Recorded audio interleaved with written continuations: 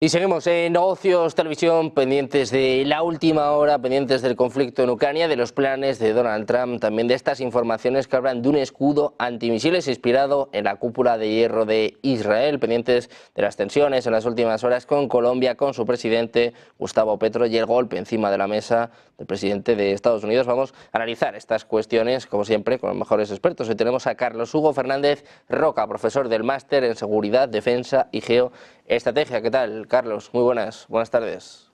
Muy buenas tardes, Sergio. Es un placer estar aquí otra vez con todos ustedes. Igualmente, encantados de tenerte un día más, una semana más por aquí, como te imaginas, pues con todo el mundo mirando a lo que hace, a lo que dice el presidente de Estados Unidos. Hoy se ha filtrado un borrador, un supuesto borrador, una supuesta propuesta de Donald Trump que habla del fin del conflicto en Ucrania en 100 días. Tiene una fecha, el 9 de mayo, y luego tiene muchas cosas importantes. Por ejemplo, Ucrania nunca entraría en la OTAN, sí que entraría en la Unión Europea en 2030. Rusia se quedaría con lo conquistado. Hay muchos detalles, muchas fechas.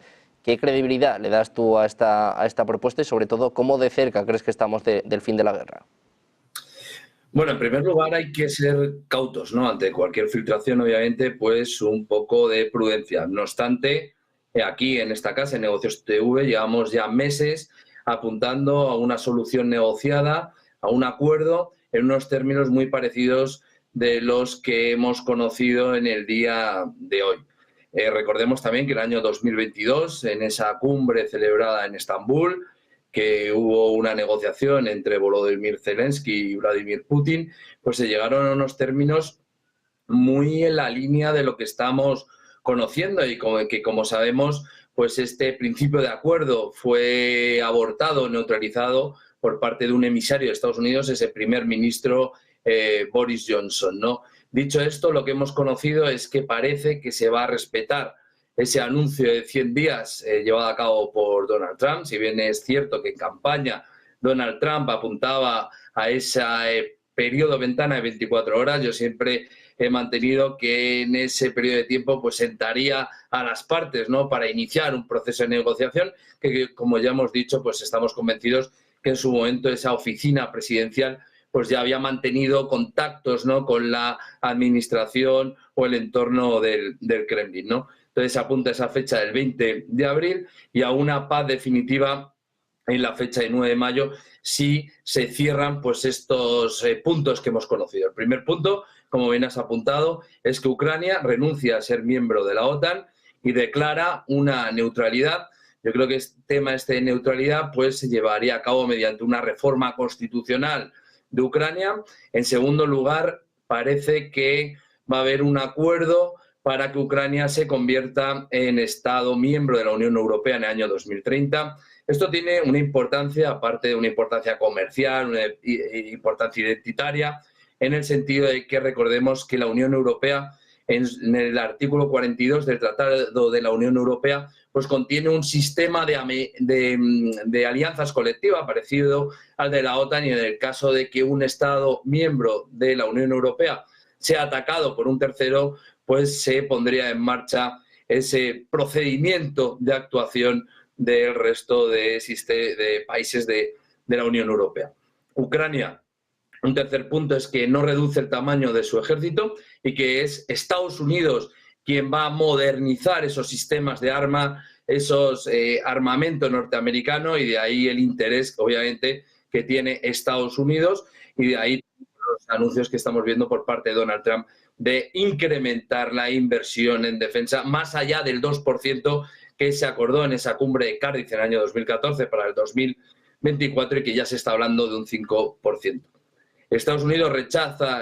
Ucrania rechaza intentos militares y diplomáticos para devolver los territorios ocupados, porque recordemos que una de las cuestiones que parece que se ha filtrado es que en esa fecha del 20 de abril se congelará, se hará una fotografía, se congelará esa fotografía del frente, y esos territorios que ahora mismo están ocupados por Rusia pasarán muy previsiblemente a la Federación Rusa. Y también se acuerda en otro de los puntos que parte de las sanciones contra Rusia se levantarán inmediatamente después de la celebración de este acuerdo de paz, y otras durante los siguientes 3 años. Pero aquí una cuestión importante es que las sanciones en la distribución de ruso, pues parece que se van a levantar en un primer momento y que parte de esos beneficios van a ir destinados a la recuperación del territorio de Ucrania. También otra cuestión interesante que no se había puesto sobre la mesa en el principio de acuerdo del año 2022 es que se permitirá la participación en unas futuras elecciones en Ucrania, que parece que todo apunta a que se van a celebrar en el mes de agosto, de aquellos partidos que han sido ilegalizados debido a que se considera que son prorrusos y que defienden la utilización de la lengua rusa, mantener esas culturas, esa cultura de Rusia que Zelensky, pues mediante una serie de decretos, pues se ha ido diluyendo o eliminando, ¿no? Bueno, pues pendientes de estos planes de Donald Trump, como bien decías tú, con mucha cautela, ¿no? Sobre estas informaciones todavía queda, bueno, pues, por conocer mucho en este asunto. El propio Zelensky, por cierto, negaba este documento. Te quiero preguntar también por la información que aparecía hace escasos minutos. Se espera que Trump firme una orden ejecutiva este mismo lunes y se habla de un escudo antimisiles para Estados Unidos. Se habla de algo así como la cúpula de hierro de Israel. Quiero saber si estás sorprendido en este sentido, cuando, por cierto, Donald Trump también acusaba el pasado viernes a Rusia de robarle los planes de estos misiles hipersónicos, ¿no? Teniendo en cuenta, sobre todo, pues el lanzamiento de este misil Oresnik hace unas semanas. Bueno, recordemos que también Vladimir Putin anunció que los misiles Oresnik, pues en este momento no hay tecnología que pudiese neutralizarlos, ¿no?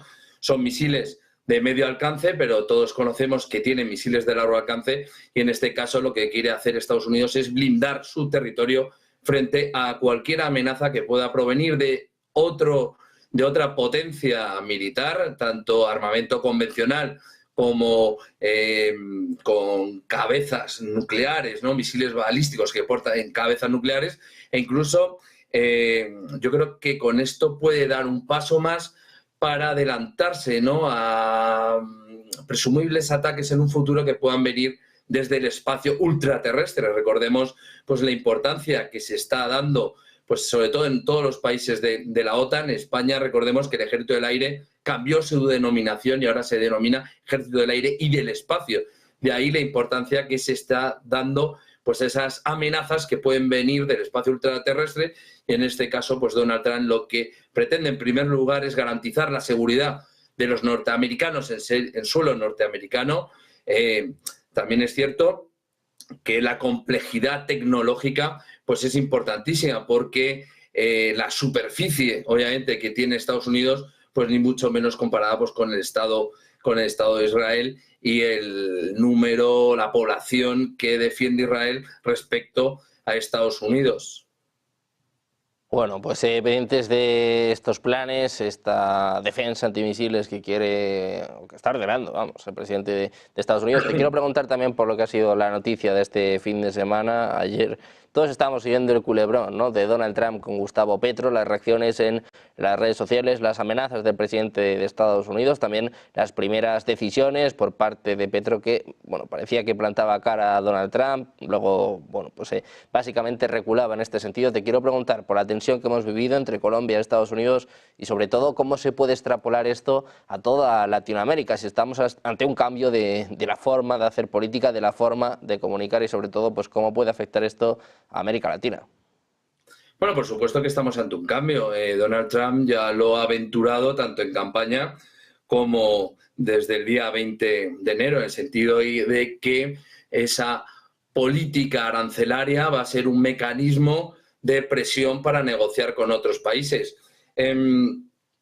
Otra de las órdenes ejecutivas que firmó Donald Trump en el cumplimiento de su programa electoral es el hecho de exportar masivamente a aquellos inmigrantes ilegales en suelo norteamericano pues que hayan cometido pues algún delito, y en este contexto enmarcamos lo que sucedió ayer entre el presidente Trump y el presidente Petro de Colombia. También hay que acudir a la figura de Gustavo Petro, que encarna justamente lo contrario que defiende Donald Trump, ¿no? En el sentido de que Gustavo Petro, pues digamos que se integra en ese foro de Sao Paulo, ese grupo de Puebla, ¿no? Que es esa organización internacional con una ideología marxista-leninista, ¿no? Que lo que pretende es influir en la región de Hispanoamérica y lo que intenta también es expandir ese globalismo, esa política wokista, y justamente Donald Trump, y ya no me retrotraigo a las elecciones, sino a su discurso de investidura, pues parece que se erige como el adalid de la lucha contra esas políticas globalistas de izquierda, políticas wokistas, ¿no? Dicho esto, Donald Trump reaccionó a la negativa del presidente Gustavo Petro de permitir el acceso de 2 aviones militares con, digamos, con inmigrantes ilegales que estaban siendo deportados de Estados Unidos, y lo que anunció Donald Trump es la imposición de un arancel del 25% durante la primera semana. La segunda semana, si esa negativa por parte de Petro digamos, perdurase en el tiempo, pues subiría al 50%. ¿Qué hizo Gustavo Petro? Aparte de un tuit larguísimo que publicó, le ordenó a su ministro de Comercio Exterior que elevase los aranceles a su vez al 25%, porque aquí hay que poner una cuestión sobre la mesa.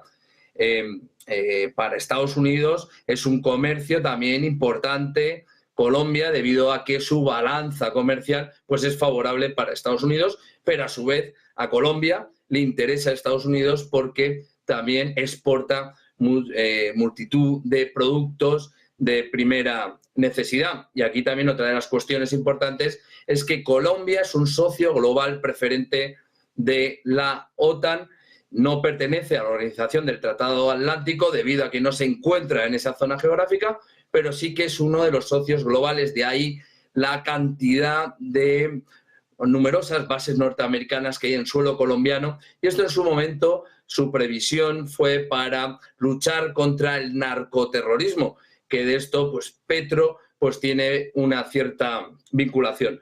Parece que finalmente Gustavo Petro pues accedió a las pretensiones de Estados Unidos para evitar esa arancel del 25% y posteriormente que se fuese incrementando, y desde mi punto de vista entiendo que es debido a esa presión interna de las propias empresas, de los intereses norteamericanos que hay en suelo europeo, y es que ahora mismo Petro pues tiene un problema importante porque tiene una sociedad muy polarizada, parece que no está en un momento de una imagen pública interior que goce de mucha credibilidad o estima, y el año que viene pues tiene elecciones y no querrá tener problemas, sobre todo con aquellos lobbies económicos, empresariales dentro de Colombia.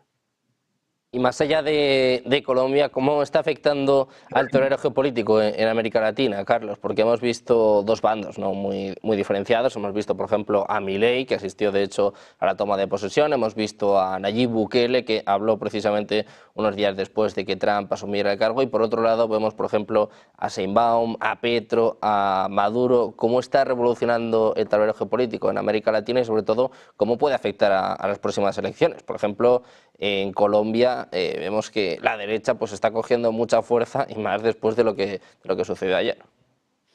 Totalmente, lo has apuntado muy bien, en el sentido de que hay una división importante, hay una serie de líderes, como has apuntado, Milei, Bukele, que gozan del respaldo y tienen ese espaldarazo de Estados Unidos, y otros líderes políticos que al final pertenecen o están en la órbita de ese grupo de Puebla, ese foro de Sao Paulo, pues que son contrarios o que defienden, ¿no?, esa Agenda 2030, ese wokismo, ese fanatismo climático, esa ideología de género, y que parece que están viendo que hay una corriente importante respaldada por Estados Unidos, y que en unos años pues sin duda va a reconfigurar, estoy convencido, el panorama geopolítico en Hispanoamérica.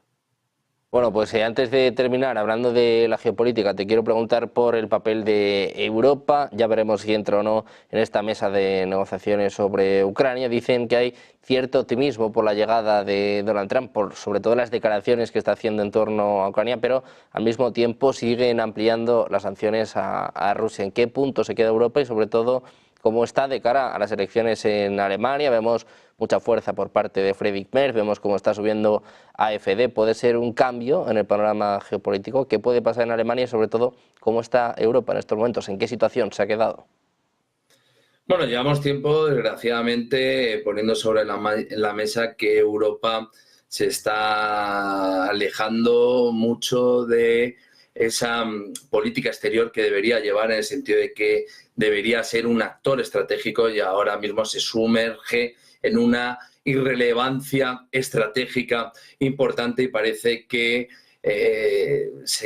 a día de hoy, a ojos de Estados Unidos, pues se va a reducir a ser un mercado interesante, importante, debido al número de habitantes que tiene la Unión Europea, y sobre todo pues que a día de hoy pues hay una clase media pues que es interesante para vender todos estos productos, tanto de Estados Unidos como de China. Pero sí que parece que en esta negociación, para llegar a una solución negociada y que ponga fin a este terrible conflicto entre Rusia y Ucrania, y vaya por delante que yo lo he dicho en alguna ocasión y no quiero que se vea que pudiera ser sospechoso de prorruso, en el sentido de que lo que siempre he condenado ha sido la invasión de Ucrania por parte de Rusia, a pesar de que se justifiquen esos incumplimientos de los acuerdos de Minsk que ya hemos comentado en alguna ocasión, pero sí que parece que en esta negociación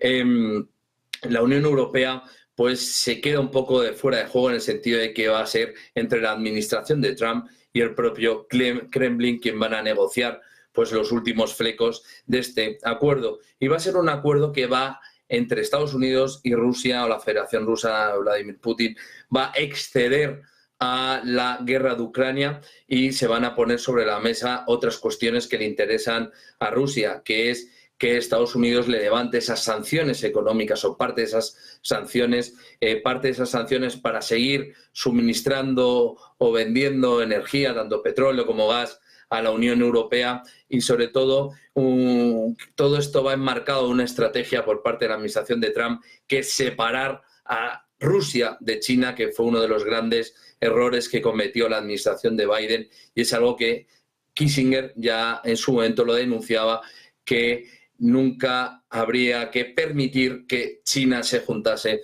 con Rusia, y con esta serie de sanciones pues hemos visto cómo Rusia ha llevado a cabo una agenda internacional de alianzas importante, dícese con Corea del Norte, con los BRICS. De hecho, la última cumbre de los BRICS fue en suelo ruso, en Kazán, esa organización de cooperación de Shanghái, ese acercamiento a China.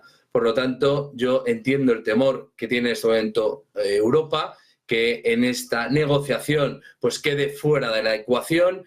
Vemos como Donald Trump ya ha elegido a sus interlocutores válidos, y que en el caso de Europa pues claramente es Giorgia Meloni. De ahí esa invitación que tuvo en Estados Unidos, en Washington, en la toma de posesión del presidente de Estados Unidos. También otro de sus aliados estratégicos en Europa es Viktor Orbán de Hungría, y parece que ese eje franco-alemán pues se ha quedado un poco descolgado, y bueno, lo único que queda así como comentabas, ¿no?, que son optimistas, pues es que al final se ponga fin a un conflicto terrible, sobre todo con el derramamiento de sangre, y que aquí el gran perdedor ha sido Ucrania, no lo olvidemos, en el sentido de que pues ha habido una pérdida de vidas humanas importantísimas, y un Estado que ha quedado totalmente pues, colapsado y devastado. Bueno, pues esperando al fin de este conflicto en Ucrania, mirando a la figura de Donald Trump. Muchísimas gracias, Carlos, por estar con nosotros un día más, un placer. Muchas gracias, muy buenas tardes. Un placer, buenas tardes, y muchas gracias por la invitación.